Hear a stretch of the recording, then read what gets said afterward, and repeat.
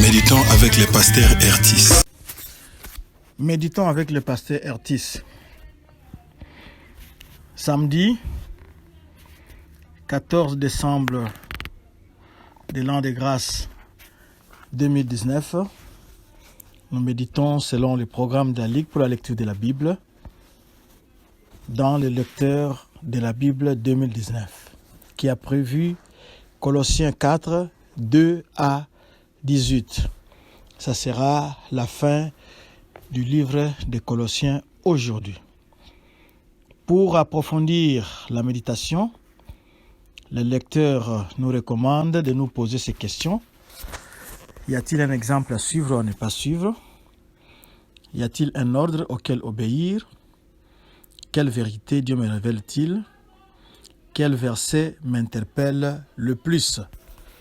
Cela signifie que pour bien répondre à ces questions, vous devez avoir votre Bible et vous poser ces questions tout au long de votre lecture.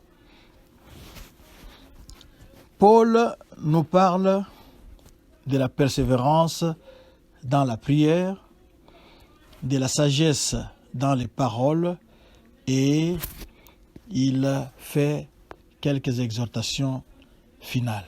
Prions. Père, nous te bénissons parce que tu es merveilleux, parce qu'en tout temps, tu es bon. Merci de nous parler en ce moment. Merci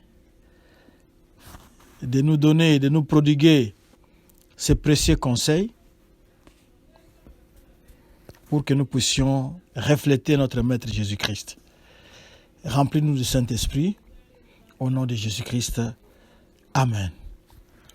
Shalom bien-aimés, bon week-end. Nous allons commencer au deuxième verset où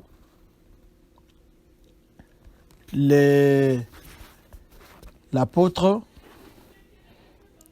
demande aux Colossiens de persévérer dans la prière. La prière est une chose très importante. C'est une clé qui ouvre des portes qui sont prêtes de vous, comme elle peut aussi décanter des situations qui sont très loin de vous. Les serviteurs de Dieu ont besoin de la prière. Alors Paul recommande la persévérance, ne pas se lâcher. Toujours au verset 2, il parle de veiller. Veillez-y avec action de grâce. Les Colossiens doivent rester alertes parce qu'il y a les faux enseignements qui contredisent le message de l'évangile, qui contredisent la bonne nouvelle que les apôtres ont prêchée. Nous avions dit que c'était Epaphras qui avait fondé cette église. On peut lire Colossiens 2, 8. Et Jésus aussi avait donné un pareil avertissement à ses disciples avant qu'on l'arrête. On peut lire Marc 14, 38. Le verset 3, priez en même temps pour nous. Ici, Paul encourage les Colossiens à être ses partenaires dans la prière, qu'ils prient pour lui, qu'ils prient avec lui, qu'ils soutiennent son ministère par la prière. Vous savez que très souvent sur les champs missionnaires, ce n'est pas l'argent qui est nécessaire, mais surtout la prière. Vous qui n'avez pas pu financer les voyages missionnaires, vous pouvez y participer, vous pouvez être partenaire rien que par la prière pour que la parole de Dieu, pour que le missionnaire où le serviteur de Dieu puisse annoncer les mystères de Christ et le faire connaître comme il doit en parler. Et pour ce faire, il a besoin de votre prière. Il a besoin de votre prière. Moi aussi, j'ai besoin de votre prière pour que je puisse continuer à vous fournir de la méditation, pour que je puisse interpréter fidèlement la pensée du Seigneur pour édifier le corps de Christ. Toujours au verset 3, on a parlé du mystère de Christ. Le mystère de Christ se réfère au plan de Dieu pour la rédemption de la création et de l'humanité. Ce mystère avait été révélé à travers Jésus-Christ et par ses enseignements à ses apôtres. Donc quand Jésus-Christ enseignait ses apôtres, c'est en ce moment-là qu'on a commencé à comprendre les mystères de la rédemption ou le plan que Dieu avait pour racheter, pour récupérer l'humanité. Paul est prisonnier, il est dans les chaînes. Ici, il veut que les Colossiens puissent comprendre que son emprisonnement est le résultat du travail de Dieu. Et il démontre son amour pour eux. Ce n'est pas pour une mauvaise action, mais il est emprisonné à cause de la parole de Dieu. Le verset 5 parle de la sagesse. Conduisez-vous avec sagesse. Ici, Paul se réfère à la sagesse pratique et transformationnelle.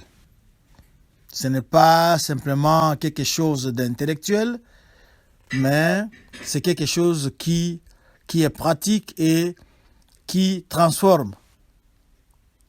Ceux qui appliquent cette sagesse pratique et transformationnelle sont en train de montrer ou de refléter la valeur de Dieu et son caractère. Le verset 6, que votre parole soit toujours accompagnée de grâce assaisonnée de sel. Le sel, dans l'ancien monde, on l'utilisait pour préserver, pour conserver la nourriture et relever les goûts. Alors, une conversation qui est assaisonnée de sel, ça peut signifier quoi? Ça signifie que ce sont des paroles qui aident les autres et qui les édifient, qui les font avancer dans la connaissance du Seigneur. On peut lire Ecclésiaste 10, 12. Vous devez dire quelque chose bien et de manière appropriée. Quelque chose qui aide les autres et qui les édifie. Ecclésiaste 10, 12. À partir du verset 7, jusqu'à la fin, là, il s'agit des noms. On a cité Tychique, on a cité Onésime, Aristarque, Marc, Jésus appelé Justus, Epaphras, de Luc, Démas, Archippe. C'est pour vous dire, tous ces noms-là qu'on a cités là, c'est pour vous dire que Paul ne travaillait pas seul. Il a travaillé avec des gens, les gens l'ont aidé. Qu'est-ce que nous pouvons retenir par là? nous retiendrons que le travail de Dieu, le travail missionnaire est un travail d'équipe. On ne fait pas cavalier seul, mais on a des gens qui vous aident. Dans l'intercession, en vous donnant l'argent, en vous donnant le logement, en faisant ceci ou cela pour vous, chacun apporte sa modeste contribution pour que l'œuvre puisse avancer. Nous voulons parler du verset 16. Nous allons rapidement lire le verset 16. « Lorsque cette lettre aura été lue chez vous, faites en sorte qu'elle soit aussi lue dans l'église de Laodicée et que vous lisiez à votre tour celle qui vous arrivera de Laodicée. » Ici, c'est le principe de partage. Déjà à cette époque-là, Paul insistait sur le partage de la parole de Dieu. Nous n'insisterons pas assez auprès de vous pour que vous puissiez partager aussi cette méditation. Partagez la parole de Dieu.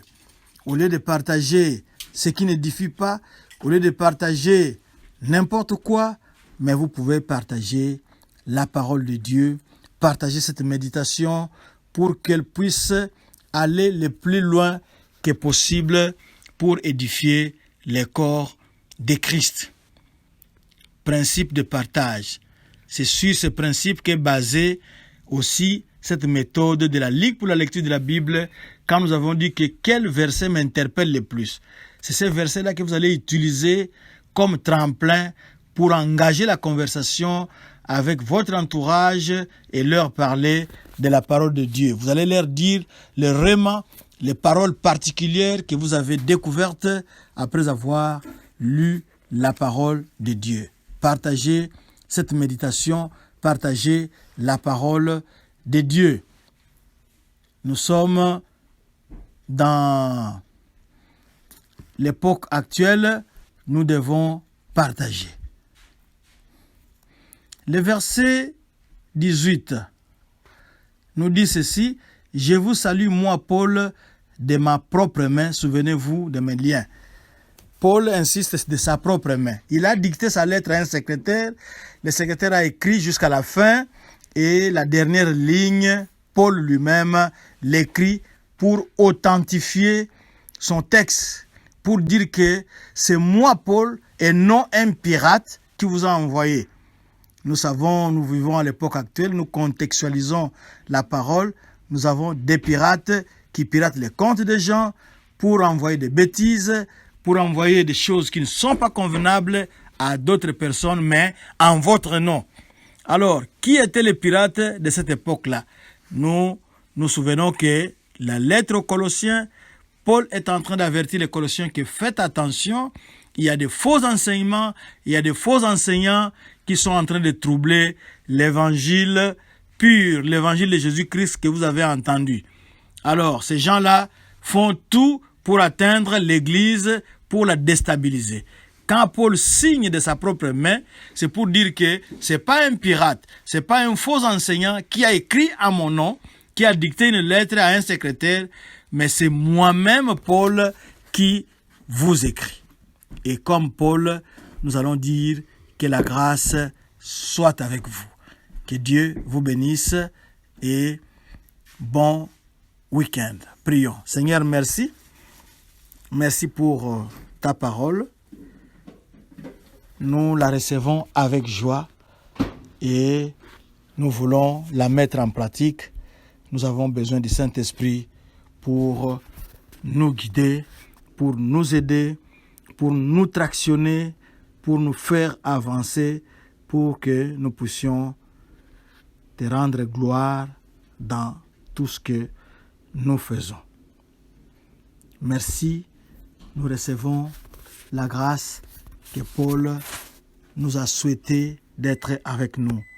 Au nom de Jésus-Christ. Amen. Pour retrouver cette méditation, allez à notre page Facebook Doxa Deo Lushi ou bien consultez notre chaîne YouTube Doxa Deo Lubumbashi ou Twitter Doxa Deo Lubumbashi. Vous pouvez aussi visitez notre site internet, notre site web www.doxadeo.com. Shalom.